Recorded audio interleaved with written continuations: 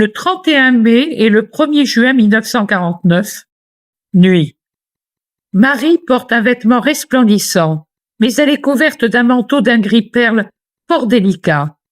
L'éclat de son corps et de son vêtement illumine même la couleur cendre pâle de son manteau. Elle regarde en direction de la terre et de l'Orient. Elle a les bras et les mains ouverts, tournés vers la tête, et garde son manteau ouvert sur la blancheur lumineuse de sa personne et de son vêtement chaste. Elle est tout en haut, sur des nuées légères, et Jésus ici, auprès de moi, dans son vêtement blanc. La nuit se passe ainsi, à contempler la mer et à parler d'amis romains et de personnes qui ne sont pas des amis. Les 2 et 3 juin 1949, nuit. Quelle douleur! Ce que je ressens au côté gauche est si intense que j'en frissonne jusque dans le dos. Le 3 juin 1949, premier vendredi du mois du Sacré-Cœur. En échange de mon atroce souffrance, Jésus est auprès de moi et il réitère le miracle de me désaltérer du sang de son cœur ouvert et de me plonger dans le feu de son cœur. La béatitude. Marie vient l'après-midi de la même manière que le 31 mai et le 1er juin.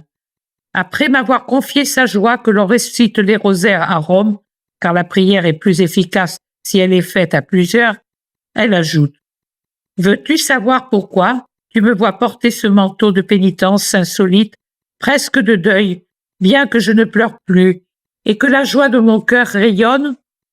Voici, je te le dis, et je te révèle un nouveau titre sous lequel je désire que tu m'invoques.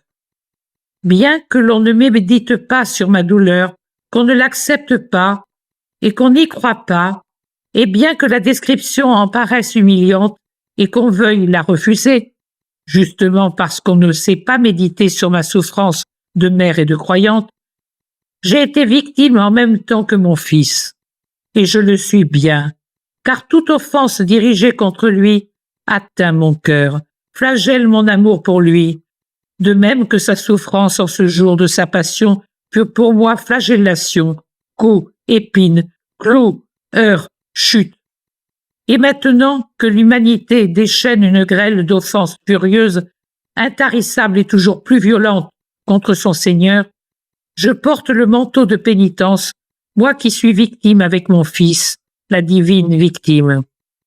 Tu vois, je fais le même geste de supplication qu'au sépulcre, au moment de mon sacrifice total et de ma prière suprême pour les hommes. J'implore et je répands des grâces. Je recueille des prières et des réparations. Je m'offre et j'offre, j'implore le Père et la miséricorde du Père. Je réconforte les fidèles par mes grâces. Je recueille leurs prières et leurs réparations. Je les offre pour consoler l'amour de mon cœur. Et pour leur donner une puissance accrue, je m'offre avec vous, moi qui suis mère victime de l'humanité et pour elle. Maria, salue-moi comme ceci. Ave Maria, mère victime pour les péchés des hommes, prie pour nous. Voilà mon nouveau titre, Marie Immaculée, victime transpercée par les péchés du monde. Jésus y consent. Marie disparaît ensuite, mais Jésus reste encore.